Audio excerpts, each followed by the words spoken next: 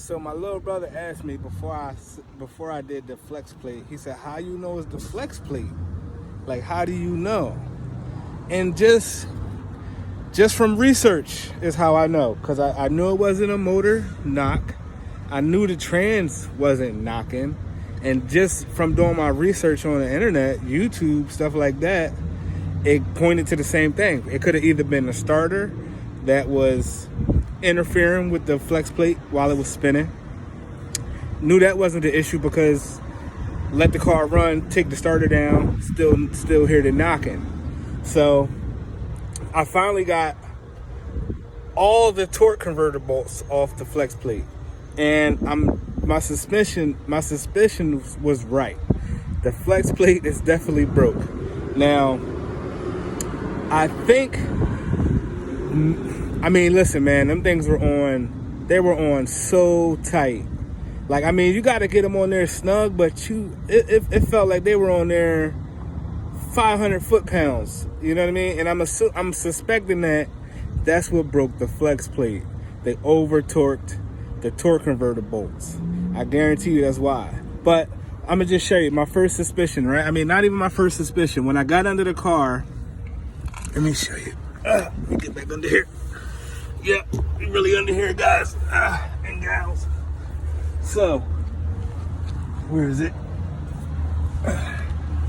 So when I dropped the little spy hole area on the trans, it's like it lets you see inside the torque converter area. That's what this is. You take that off and you can see inside of there. When I removed it, mind you, I've been in here before because I replaced the starter, thinking hopefully that was going to fix my problem. But nope. So I've been in here before. I took this off, nothing. I take it off today. Flywheel metal fell right out. So now all the torque converter bolts are off, and listen. You can see it moving. This thing is supposed to be bolted to the engine. You ain't supposed to be able to do this. That's my noise, right? So I know for 100% fact what my problem is.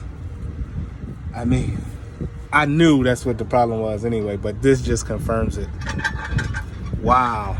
And I was driving on this thing like that, man. It was only a matter of time before it torpedoed and goodbye transmission. So I'm glad I'm doing this today. Now here comes the fun part. Getting this trans back. I forgot how many. I think it's what, 7 bolts. 615, 715s I got to take off. Hopefully I can just get the trans back far enough to where as though I don't have to take it completely down. That'd be awesome. So let's get the fun done, man. Disconnect these trans cooler lines and let's make it happen. So my hunch, more than a hunch, this is the flex plate that came out of her. Look at this, man. Just look at this. It was ready. That thing was ready. She was ready. This is the one that's going in. It's not the same exact design, but all the holes mount up the same exact. And it's the same exact size.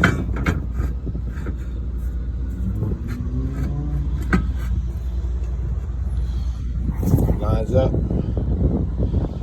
Lines up.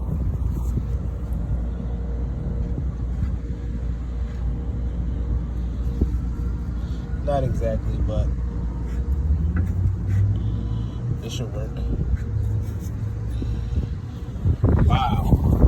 What a save. What a save, man. This thing was ready. see if I can get that middle to come out.